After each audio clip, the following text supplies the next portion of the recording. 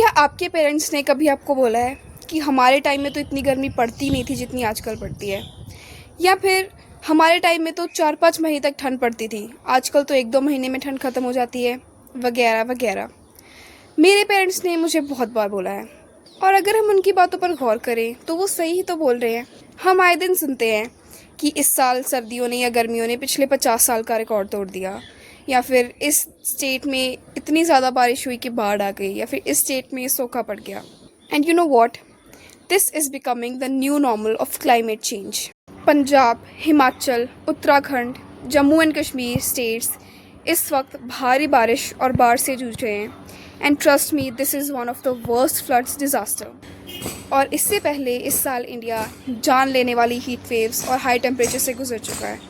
और यही नहीं, अर्थक्वेक्स, लैंडस्लाइड्स, सुनामीज़ एट्सेट्रा इंडिया में बहुत ज़्यादा फ्रीक्वेंट हो रही हैं। इंडिया उन देशों में से एक है जो ग्लोबल वार्मिंग से सबसे ज़्यादा अफेक्टेड हैं, जिसके साइंस हमें क्लियरली दिख रहे हैं।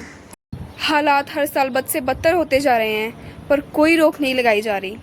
ना जंगल काटने पर, ना पहाड़ों में ज़रूरत से ज़्यादा कंस्ट्रक्शन करने पर, ना प्लास्टिक को इस्तेमाल करने पर, ना हवा, पानी और मिट्टी के प्रदूषण पर, और फॉसिल फ्यूल एक्सप्लोटेशन पर तो बिल्कुल भी नहीं। ऑलमोस्ट सभी कंट्रीज़ में क्लाइमेट चेंज के विजिबल और नॉन विजिबल इंसिडेंट्स हो रहे हैं, चाहे वो कोई इंडिया, चाइना या यूएसए जैसी बड़ी कंट्रीज़ हो, और चाहे छोटी कंट्रीज़। हमारी धरती एक ऐसा इकोसिस्टम है जहाँ पर सब कुछ जुड़ा हुआ है। अगर किसी एक एरिया में कोई बदलाव आएगा तो उसका असर बाकी सब जगह पर पड़ेगा। अगर किसी एक कंट्री में कुछ होगा तो उसका इम्पैक्ट बाकी सब कंट्रीज़ में भी दिखेगा। इसका सबसे बड़ा एग्जाम्पल है corona virus, the global health crisis.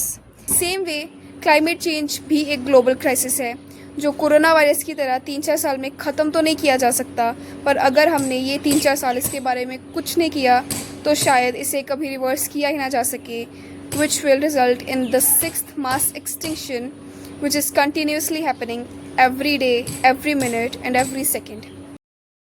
Think about it and also act about it.